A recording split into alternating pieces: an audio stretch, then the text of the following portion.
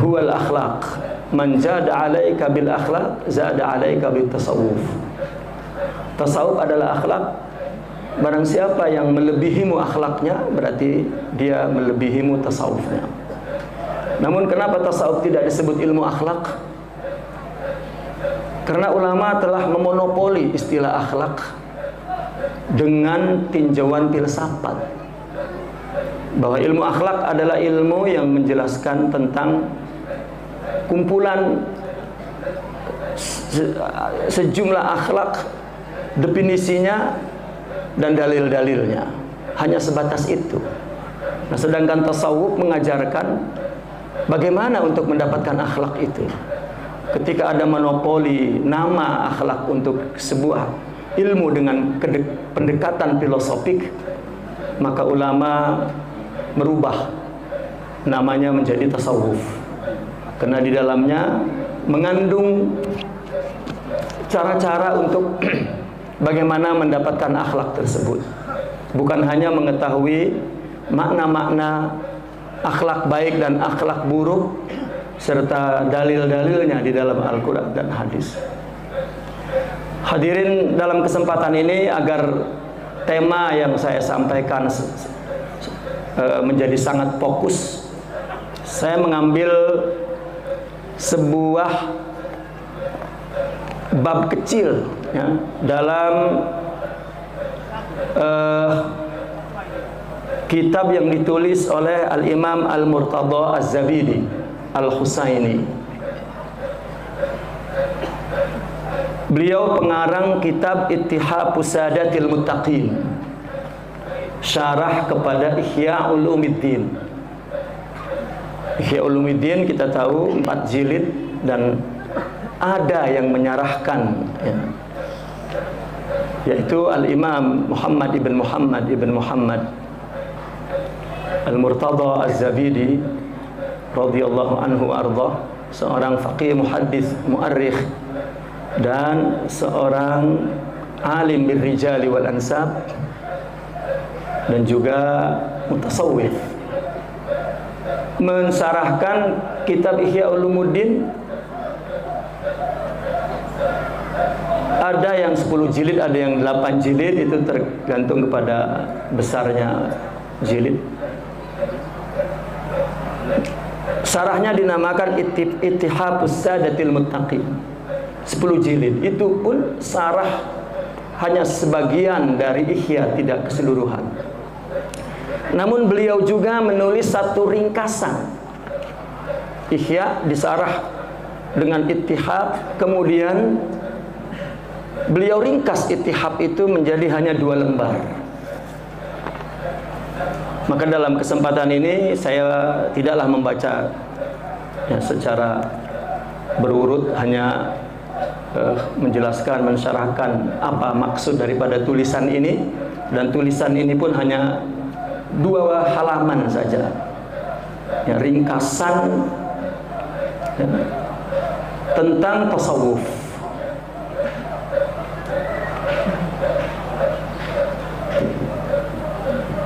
Kita tahu bahwasanya tasawuf itu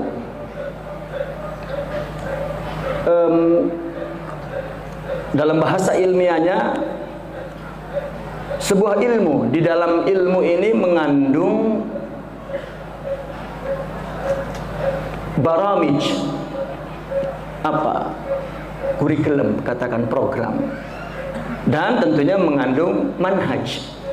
Dalam istilah ilmiahnya metodologis. Setiap ilmu di dalam dirinya ada metodologi, ada kaidah, ada cara untuk menjelaskan dirinya, ada cara untuk memahami tentang ilmu itu sendiri. Di dalam ilmu itu terdapat kaidahnya, caranya. Begitu juga tasawuf ya.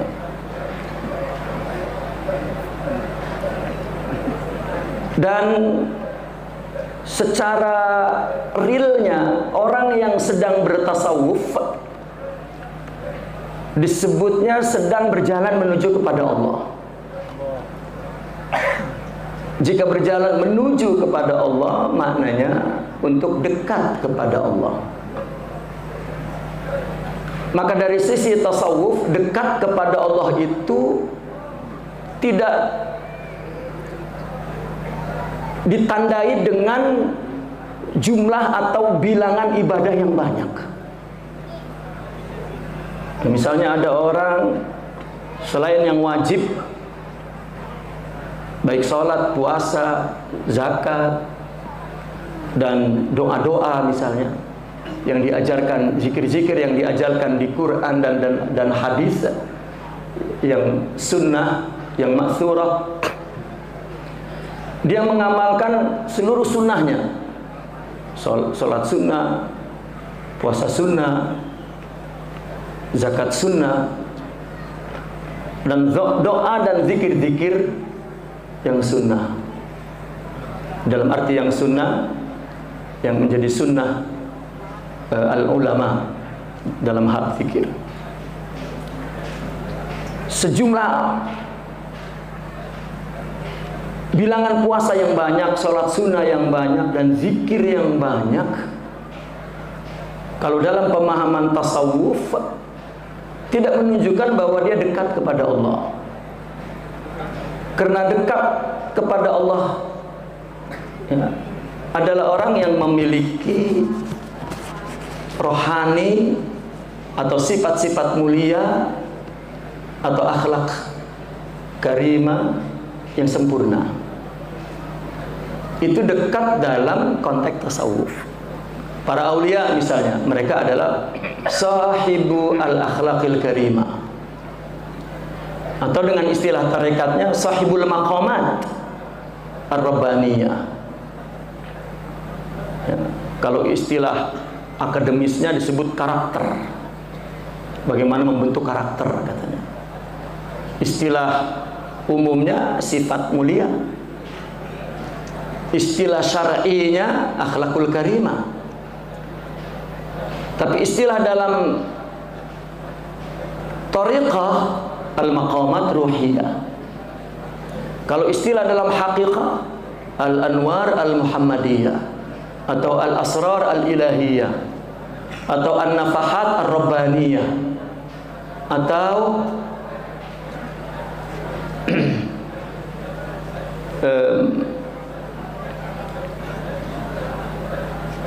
Allahumma salli ala Sayyidina Muhammad, atau apa yang dinamakan al-asrar al-ilahiyah. Itu istilah. Maka orang yang sedang bertasawuf, orang yang sedang berjalan menuju kepada Allah, disebut as-sair ilallah, as-salik ilallah, berjalan ya, untuk dekat. Maka orang yang berjalan adalah orang yang rohaninya bertambah, akhlaknya, sifat mulianya, makomnya, akhlaknya semakin bertambah, semakin bertambah, semakin bertambah, semakin bertambah, semakin dekat. Sehingga mereka disebut seorang yang selalu bersama Allah, ma'iyatullah, bersama sifat-sifat Allah. Sehingga disebut nantinya arifin, muqarrabin, siddiqin, awliya, arifin, wasilin, syahidin, mutahaqqiqin. Sejumlah istilah itu ya, dengan istilah yang berbeda karena keluar dari ulama yang berbeda, tetapi sebetulnya hakikatnya satu. Jadi makin bertambah akhlaknya, berarti dia berjalan menuju kepada Allah. Maka ketika orang bertasawuf tidak bertambah akhlaknya, maka tidak berjalan, berarti dia jalan di tempat ya.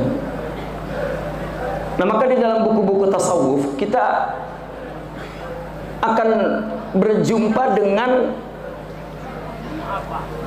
apa yang disebut maqamat atau al-maqam wal hal ya, maqam dan hal. Ada ulama yang mengumpamakan maqam itu seperti stasiun apa ya? Kalau bis itu stasiun ya, stasiun bis ya. Ya, atau halte. Kita ke Jakarta ada berapa halte itu, ada berapa stasiun. Jadi jika berhenti di situ, maka itu satu halte lah katakan. Maka berikutnya halte. Itu sebetulnya untuk menjadi ukuran yang logis bahwa dia berjalan, bahwa dia semakin mendekat. Karena seorang sufi adalah seorang yang berjalan. Jadi bukan bertambah bilangan amalnya, tetapi bertambah sifat mulianya. Itu. Sehingga tasawuf dikatakan tasawuf adalah amal. Amal pun bukan amal zahir, karena amal zahir dibahas oleh fikih. Orang-orang sufi mengatakan bahwa yang dibahas di dalam fikih itu suratul amal. Lalu amal yang dimaksud tasawuf adalah haqiqatul amal. Dan tidak membahas tentang surahnya. Bahkan dikatakan yang namanya amal itu adalah hakikat, dan amal itu abstrak. Adapun yang disimbolkan oleh tubuh ini adalah suratuhu. Ya. Boleh jadi orang pura-pura masuk Islam karena pengen ngawinin seorang muslimah, surahnya sholat, padahal boleh pura-pura. Tetapi orang yang memang ruhnya sudah sholat, maka dia akan menyimpulkan surahnya, yaitu amal. Maka dikatakan bahwa syariat jika itu sebuah libas, maka disebut libasut taqwa. Maka Islam adalah baju yang cocok untuk jiwa, untuk rohani, untuk fitrah, untuk akhlakul karimah. Saya sering membuat satu contoh. Syariat menyuruh memberi sedekah, zakat, memberi, dan mengatur bilangannya, pahalanya, dan lain sebagainya, waktunya, dan lain sebagainya. Dan itu dibahas dalam fikih. Tasawuf tidak ada pembahasan itu. Lalu kalau tasawuf adalah amal, apa yang dibahas? Haqiqatus sadaqah. Apa? Al-judu wal karam. Sifat dermawan.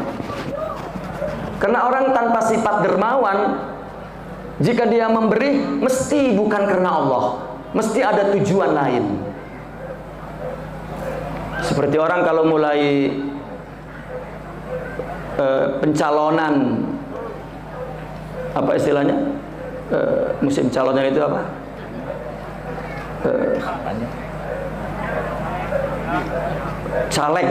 Caleg gitu ya, atau calon lurah, memberinya, masya Allah. Ya.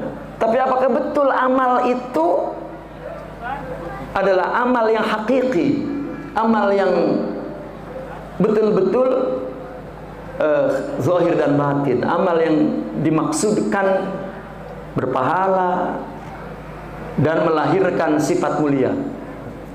Tidak, karena ada tujuan selain Allah. Palsu. Ya, artinya tidak ada hakikat amalnya. Nah, maka tasawuf itu membahas tentang hakikat amal. Karena syariat bagi tubuh ini disebut takalif. Tapi seorang sufi ketika memiliki semua hakikat amalnya disebut sukutut taklif, katanya. Sudah tidak letih. Maka mereka, para arifin, para sufiin, mengatakan nahnu qaumun ya'budunallah bila kasal, wala malal, wala futur, wala kusur. Kami adalah golongan orang-orang yang melakukan ibadah, nggak ada malas, nggak ada jemu, nggak ada bosan, nggak ada letih, nggak ada, karena rohani yang melakukannya. Maka ini disebut ubudiyah. Kalau zahirnya disebut ibadah. Maka tasawuf bagaimana membangun sifat kehambaan dalam rohani. Muslimin yang berbahagia, bahwa jika kita membaca kitab tasawuf dan berbicara tentang maqamat, semua kitab tasawuf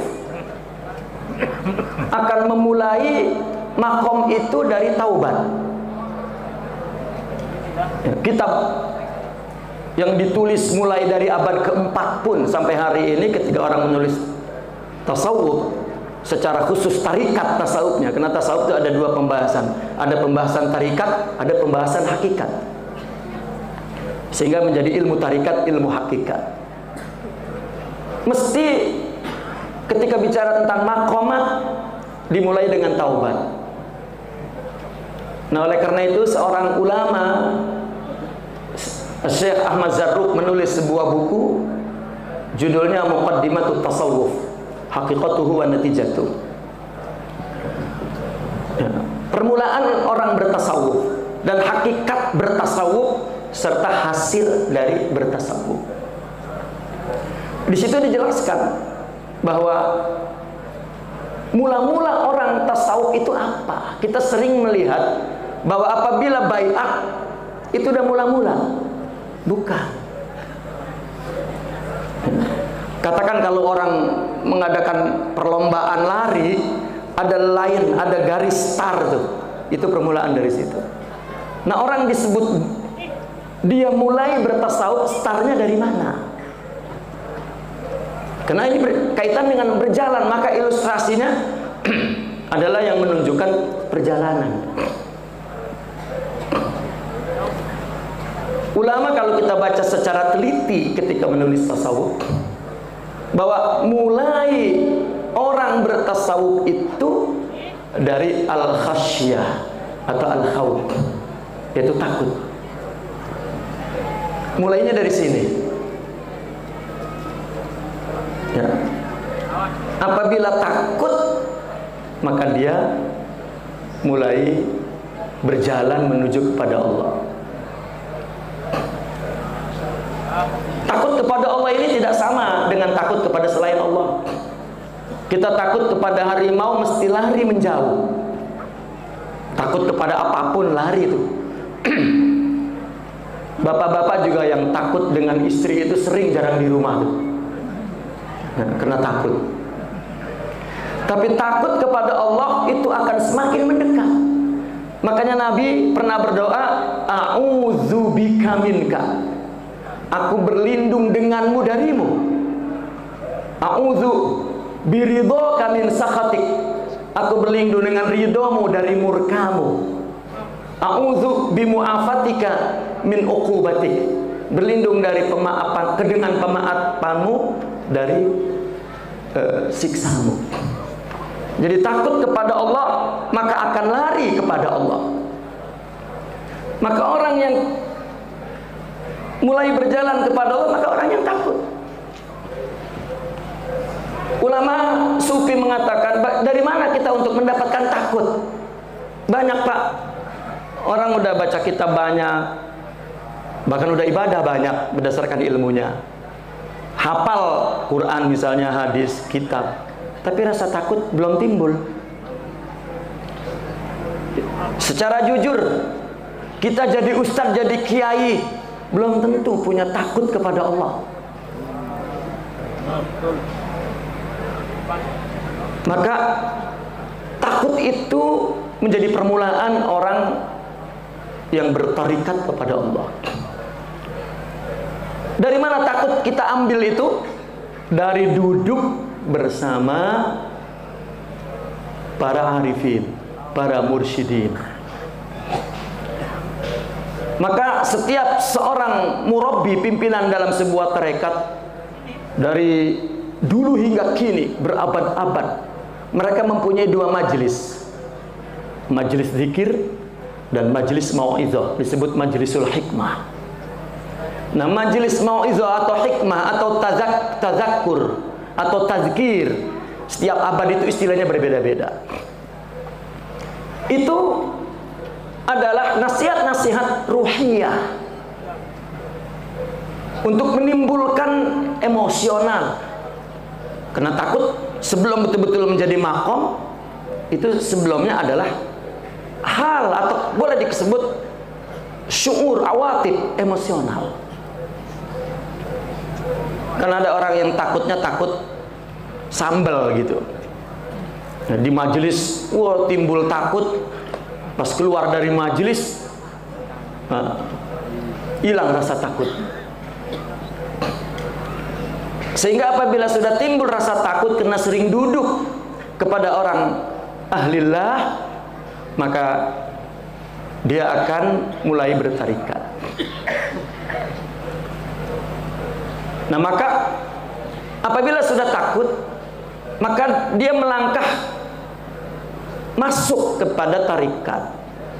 Nah, orang yang bertarikat itu orang yang apa?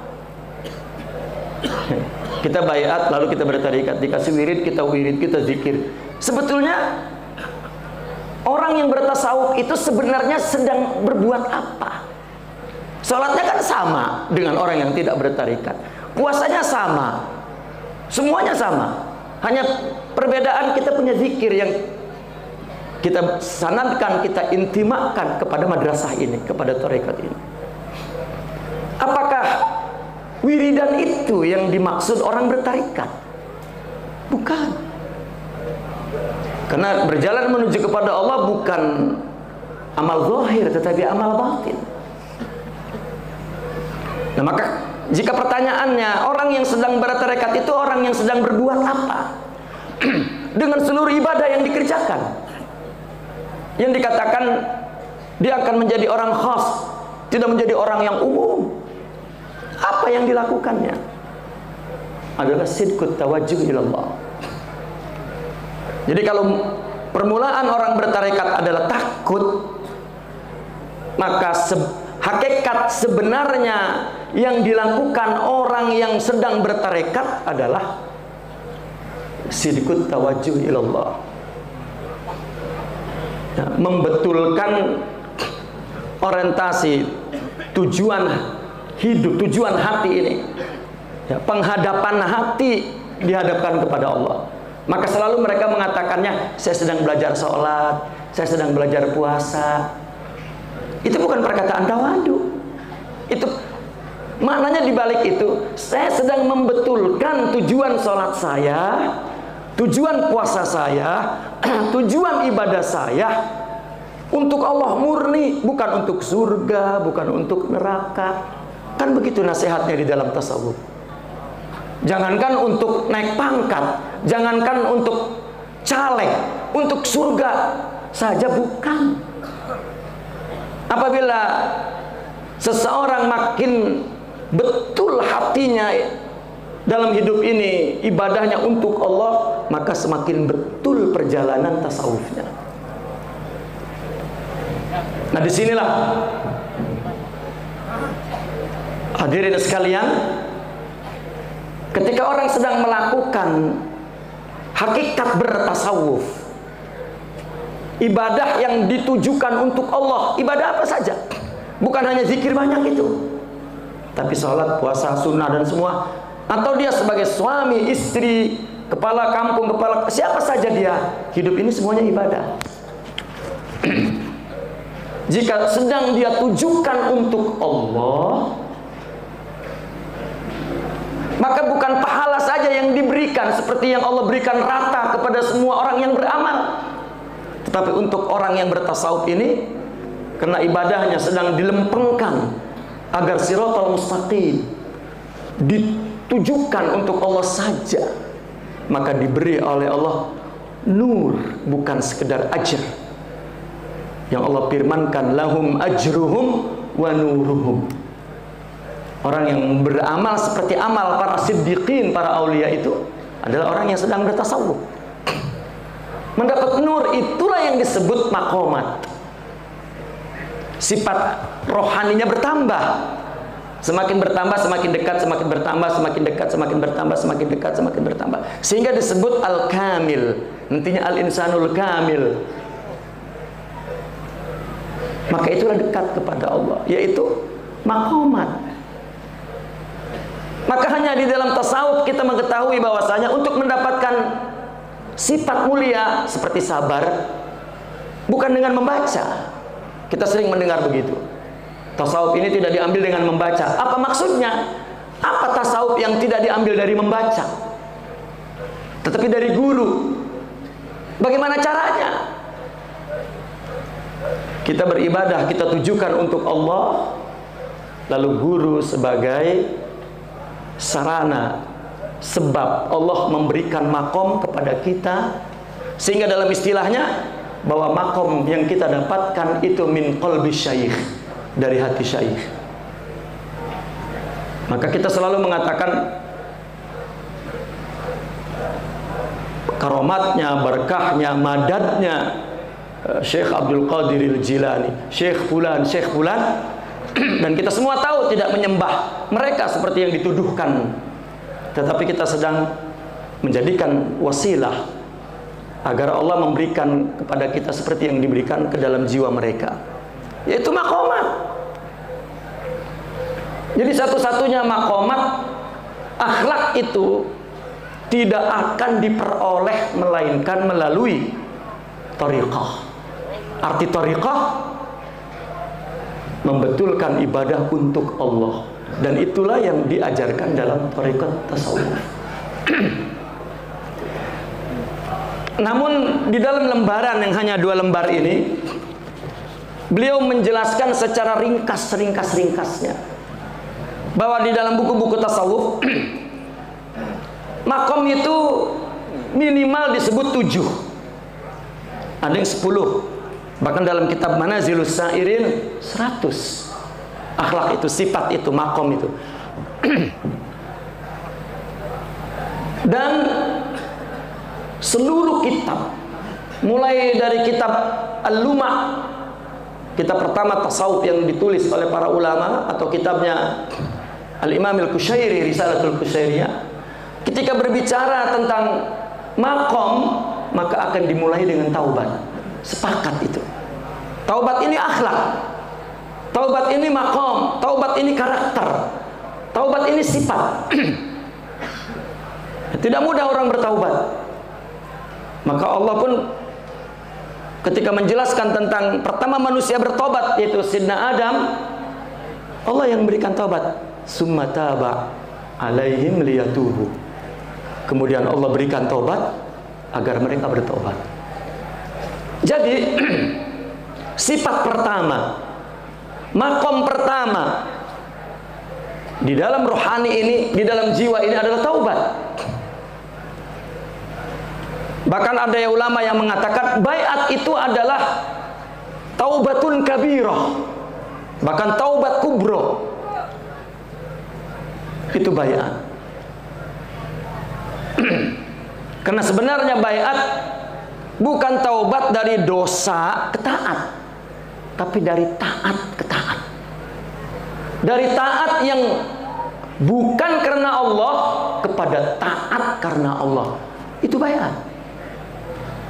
Maka sebenarnya isi baiat yang jarang diucapkan oleh ulama, isinya adalah engkau berjanji di depan saudaramu untuk menjalankan perintah Allah dan menjauhi larangan Allah, menjalankan perintah Rasul, menjauhi larangan Rasul. Engkau bersedia, maka kita mengatakan bersedia. Sebetulnya itu isi baiat yang hampir jarang dilakukan karena sudah kadung menjadi tradisi. Baiat sudah. Kan baiat berjanji, janji apa? Lihat isi Al-Quran, isi baiat. Ringkasnya kan itu. Menjalankan perintah Allah, menjauhi larangannya Rasul, dan larangannya Rasul. Nah, baru apabila bersedia, baru kemudian ditalqin. La ilaha illallah, atau Allah, sebagai pertanda ikatan, ya, rohani, ikatan kasih kepada guru untuk bersama-sama mengiringi perjalanan rohani menuju kepada Allah. Maka mula-mulanya taubat, bahkan ada mandi taubat, ada wudhu taubat, ada sholat taubat, untuk menjelaskan bahwa taubat itu sifat pertama, makom pertama. Sehingga ulama mengatakan at-taubatu kal ard man la arda lahu fala binaa lahu. Taubat itu seperti tanah. Yang nggak punya tanah, nggak punya rumah, bagaimana mau ngebangun? Man la taubata lahu fala maqamalah. Siapa yang belum bertaubat tidak bisa menyusun makom rohani, sifat mulia di dalam rohaninya.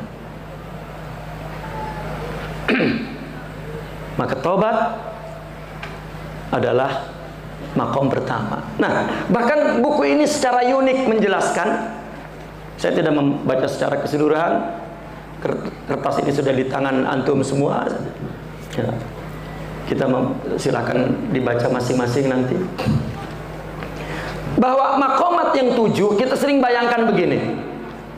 Kan Makom taubat, makom ridho, makom sabar, makom. Orang yang bertarekat sering membayangkan bahwa apabila dia berzikir, apabila dia beribadah, merasa bahwa makomnya naik. Apa tandanya makomnya naik? Bahkan ada yang mencari-cari, kira-kira saya sudah makom apa ini? Jangan-jangan makom kuburan. Ya, dan saya sering mendapat pertanyaan dari para salikin, saya kira-kira sudah sampai makom mana? Ya, tidak ada.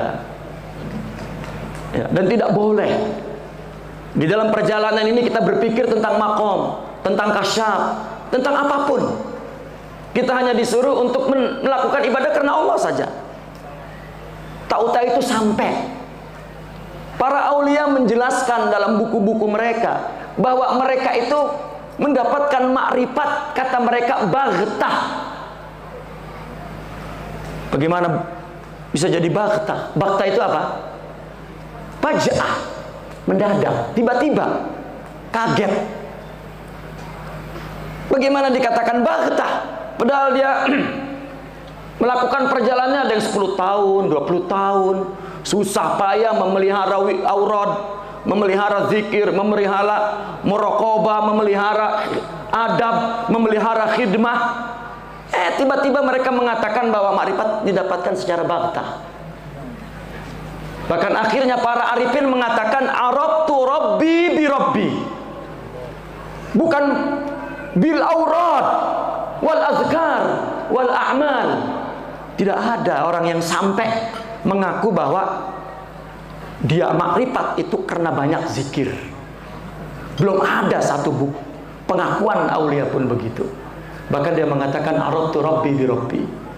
Saya makrifat Allah kasih.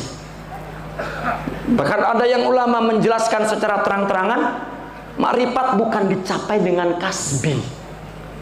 Jadi jangan pernah kita menghayal kita akan zikir 2 juta dan mendapat makrifat. Lah. Wah. Ya.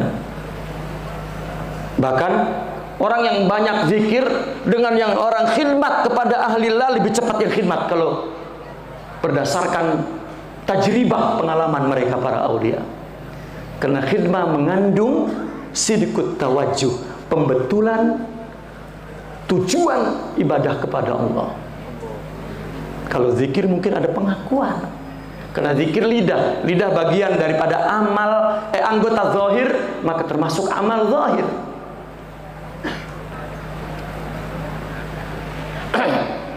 Buku ini menjelaskan bahwa ternyata judul bukunya juga Kaifiyat Tartib Al-Maqamat Ala Wajhil Amal. Bagaimana mengamalkan maqamat secara berurutan, itu terjemahan bebasnya tuh. Cara mengamalkan maqamat secara urut. Apa dulu baru kemudian apa?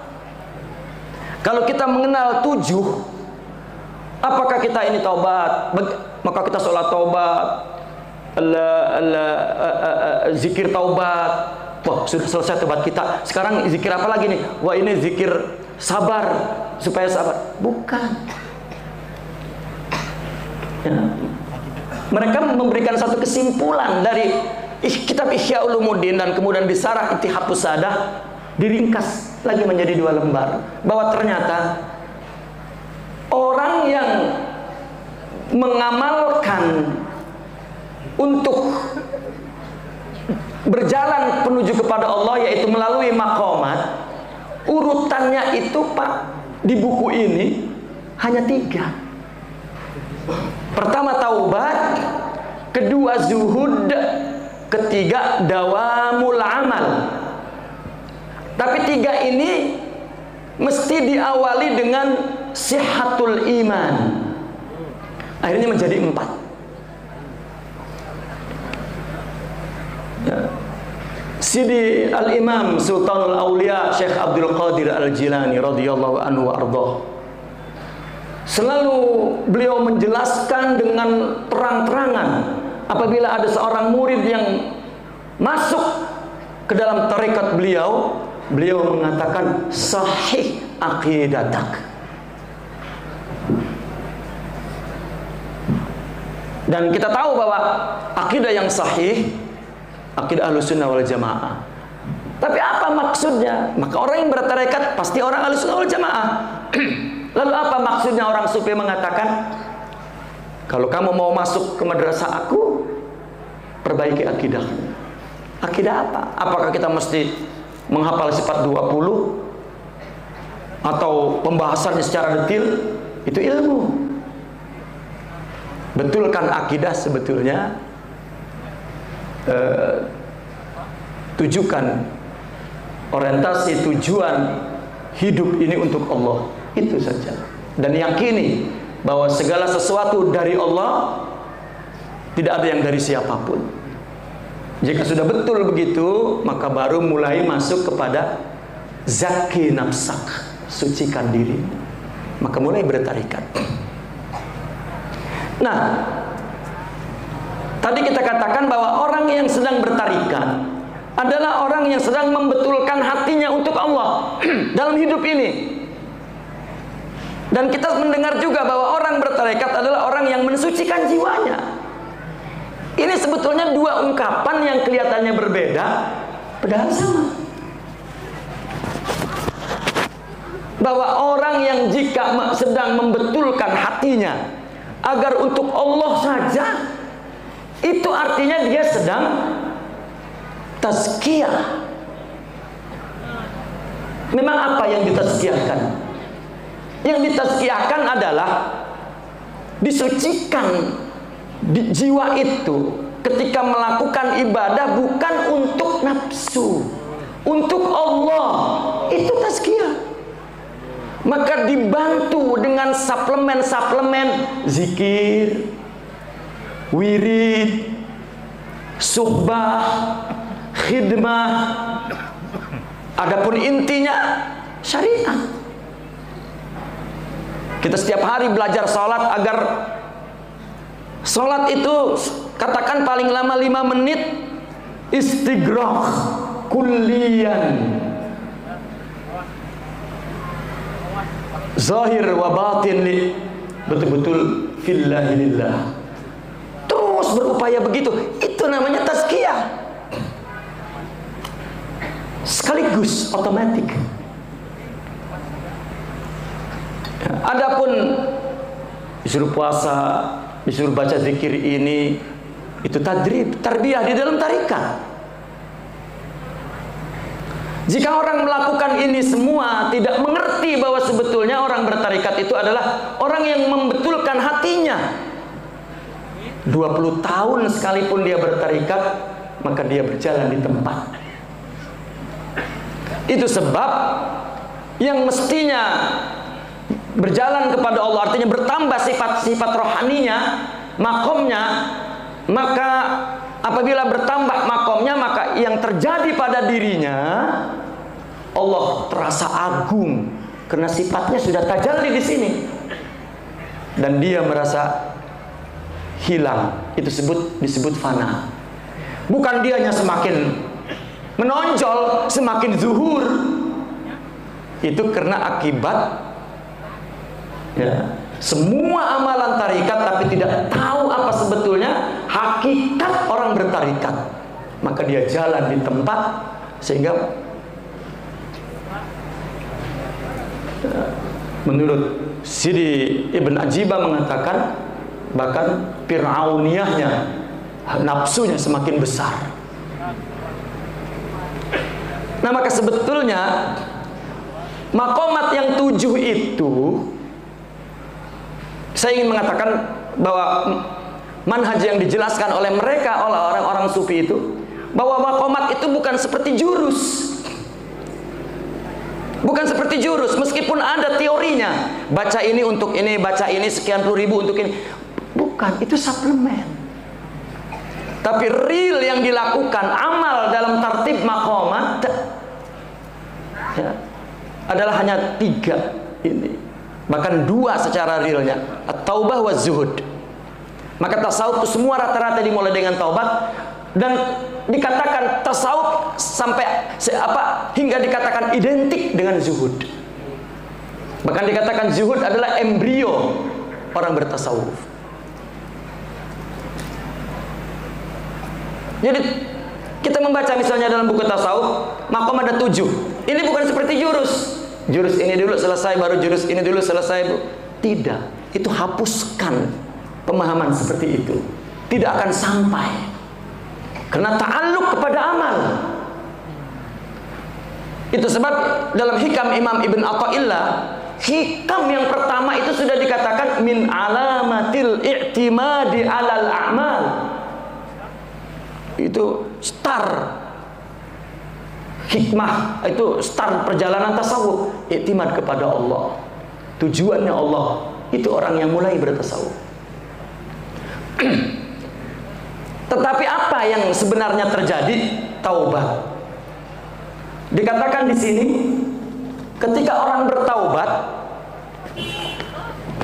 ya, sebelum taubat itu menjadi nasuh, menjadi makom, maka orang takut dan timbul taubat. Ketika orang bertaubat, sebetulnya apa yang muncul, sifat-sifat yang mengiringi taubat itu? Ada 3. Di dalam buku ini dikatakan ada 3. Pertama, muhasabah fi zahir. Dia akan introspeksi. Allah, saya dulu buruk, saya dulu tidak sholat, saya dulu tidak khusyuk, saya dulu bohong, saya dulu muhasabah terus. Yang kedua, muraqabah fil batin. Dia betulkan ya, hatinya agar dia menghadap kepada Allah, bukan seperti dulu lagi melakukan untuk selain Allah. Yang ketiga, ar-ri'ayah fil ibadah. Dia pelihara ibadahnya, jangan sampai kayak dulu lagi bolong. Realnya, apabila orang bertaubat, maka didahului dengan 3 hal ini. Ini hal. Kenapa hal? Karena belum menjadi makom. Jika 3 ini dijaga, taubatnya menjadi sah. Jika taubatnya sah, maka 3 ini berubah menjadi makom. Maka otomatis apabila orang bertaubat betul, dia sudah punya 4 makom. Makomul taubah, makomul muhasabah, makomul muraqabah, makomul riayah. Tetapi ketika orang untuk melakukan muhasabah, muraqabah, perlu mujahadah. Karena orang yang melakukan makom itu beramal. Sholat, puasa, zakat, haji, berbuat baik, amal. Tetapi ditaubatkan, at-taubat ar-ruju, ditujukan kepada Allah. Maka perlu mujahadah amal itu. Dan mujahadah perlu sabar. Maka dia sabar dalam muhasabah, muraqabah, kemudian riayah. Apabila dia berhasil mendapatkan at-taubatun nasuha, maka sabar menjadi makom yang sebelumnya menjadi hal. Maka otomatis dengan taubatnya betul-betul sudah tumbuh di dalam jiwanya 4-5 makom. Muhasabah, muraqabah, ar-riayah, at-taubah, as-sabr. Maka jika 5 ini sempurna sudah, semuanya menjadi makom, baru 5, dengan 5 ini dia memandang hakikat dunia. Ternyata dunia ini zahirnya indah, tapi hakikatnya seperti yang dikatakan Nabi, seperti bangkai kambing yang pemiliknya tidak memandang apa-apa. Dia melihat qubhud dunya fil batin, fil haqiqah. Dia melihat dunia ternyata semuanya laibu walahu, sebagaimana dikatakan Al-Quran. Baru muncul zuhud kepada dunia. Ya. Setelah zuhud, maka orang tidak mungkin mampu berzuhud kalau dia tidak tawakal kepada Allah. Maka otomatis tawakal timbul. Apabila tawakal timbul berarti tentram, timbul ridho. Jika zuhudnya sempurna, maka otomatis tawakal, ridho akan menjadi sifatnya, dan dia dekat kepada Allah sudah. Sehingga kemudian amalnya menjadi dawam untuk Allah saja. Diakhiri kemudian dengan fana. Baru timbul segala berbagai sifat. Dalam urusan kehidupan apapun, Allah akan berikan maqam itu karena dia sudah dekat kepada Allah Subhanahu wa taala. Dia disebut muqarrabin, orang yang didekati oleh Allah, artinya diberikan sifat-sifat maqamat rabbaniyah itu, ruhiyah itu. Ini adalah ringkas daripada perjalanan tasawuf itu, thariqah. Jadi sehingga orang merasa bahwa orang bertarekat orang yang fokus dengan makomat, dengan orang yang fokus dengan aura, dengan azkar, tidak. Ya. Karena makrifat syuhud itu tidak didapati dengan kasbi, dengan upaya apapun, tidak. Kalau dapat, ya, seorang yang menjadi kutub sekalipun, mungkin yang pertama dia bikin anaknya, tapi tidak sedikit, ya, orang tidak turun ke anaknya. Kenapa? Karena biasanya anak, saudara, adik, abang, mamang, uak menganggap seorang ahlillah itu saudaranya. Ada satu kisah disebutkan dalam sebuah kitab, seorang khalifah ziarah ke makam Al-Imam Abi Yazid Al-Bistami. Begitu sampai di kuburnya, maka dia bertanya, sebelum aku ziarah, aku ingin mendengar apa nasihat dan perkataan Abi Yazid. Karena adabnya kalau kita berziarah, kita tahu tentang perkataannya, nasihatnya, agar tumbuh mahabbah, agar kita bermanfaat untuk berziarah itu ada hubungan batin. Lalu orang menunjuk itu ada kakek tua, dia yang pernah hidup berkhidmat kepada Al-Imam Abi Yazid Al-Bistami. Maka dipanggillah oleh khalifah itu. Engkau pernah bersama hidup dengan Al-Imam Abi Yazid? Naam. Adakah apa-apa perkataan nasihat, kaul yang beliau katakan? Ada. Apa? Imam Abi Yazid mengatakan, man ro'ani lam yuhriqhun nar. Barang siapa yang pernah melihatku, tidak akan dibakar oleh api neraka. Maka marahlah khalifah itu. Marahlah khalifah itu. Apa? Abu Jahal tiap hari ngelihat Nabi dibakar. Apa ini perkataan Abi Yazid ini? Maka orang tua itu menjawab, lah, Abu Jahal melihat Sayyidina Muhammad yatim Abi Thalib. Dia ngelihat itu bocah yatimnya Abi Thalib. Tetapi Sayyidina Abu Bakar melihat Sayyidina Muhammad Nabi, Rasul. Ini yang tidak dilihat oleh anak, oleh adik, oleh saudara, maka tidak dapat untuk menjadi wasilah mendapatkan maqamat, nafahat, anwar, asrar dari seorang ahlillah. Karena jika dia melihat orang tuanya, abangnya, mamangnya, maka dia tidak melihat rohaninya, maka tidak ada adabnya. Jika tidak ada adab kepada mereka, faqadin qata'al madad, maka madad terputus. Itu rahasianya. Kenapa ada identik at-tasawuf kulluhu adab? Kalau kita artikan secara yang logis, tasawuf itu mengajarkan kita, membentuk kita untuk dapat menempatkan diri dalam kondisi apapun. Karena adab itu adalah sebuah keterampilan untuk mampu menempatkan diri dalam keadaan apapun. Bagaimana kalau dalam keadaan musibah, dalam keadaan senang, dalam keadaan susah, dalam keadaan ini, maka adab. Dan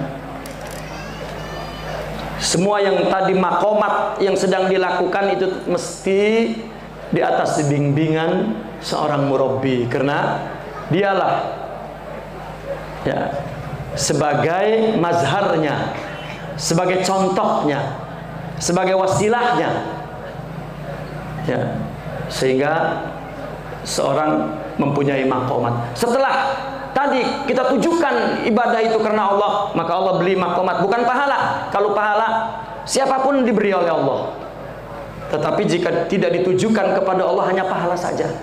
Tetapi jika ditujukan kepada Allah baru diberikan nur, yaitu mendapat makomat. Namun prosesnya pun tetap melalui qalbus syaikh, qalbul murabbi. Baru kemudian jika sempurna semua makomatnya itu menimbulkan ibadah yang dawam. Ibadah yang dawam ini ibadah yang tidak berubah hanya untuk Allah. Bukan dawam itu berarti rutin. Zahirnya bukan. Tasawuf tidak berbicara tentang zahir, semuanya berbicara tentang batin. Hatta ketika dawamul amal murni hanya untuk Allah, tidak berubah oleh apapun dalam kondisi apapun, itu namanya dawam. Dawamu zikir, ingat yang berkesenantiasaan, bukan banyak, bukan rutin. Karena dawamul hal minal muhal. Kalau zahir mustahil untuk dawam, tapi batin bahkan wajibud dawam. Sehingga dawam itulah yang kemudian menimbulkan fana. Baru akhirnya dia mengaku arabtu rabbi bi rabbi. Karena makanya ketika ditanya apa itu ma'rifat, al-arif wal ma'ruf. Karena yang melihat, yang kasyaf, yang syuhud adalah sifat-sifat makomat itu dalam rohani, dan itu sifat Allah. Yang dilihat adalah hakikat Allah dari apa yang dilihatnya. Al-arif wal ma'ruf. Maka jangan pernah berpikir bahwa dekat kepada Allah dan mendapat makomat itu dengan menambah bilangan, tetapi justru menambah kemurnian tawajuh, tujuan kepada Allah Subhanahu wa ta'ala. Itulah orang yang berjalan menuju kepada Allah Subhanahu wa ta'ala. Apa yang Al-Fakir jelaskan ada dalam risalah kecil ini, antum boleh rujuk kepada risalah ini. Saya kira itu yang dapat Al-Fakir sampaikan pada kesempatan hari ini.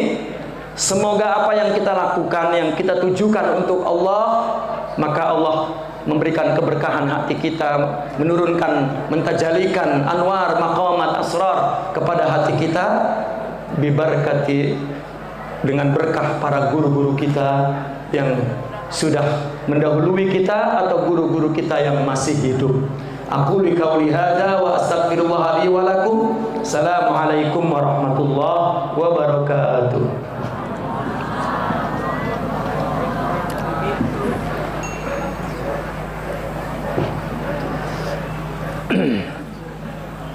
Terima kasih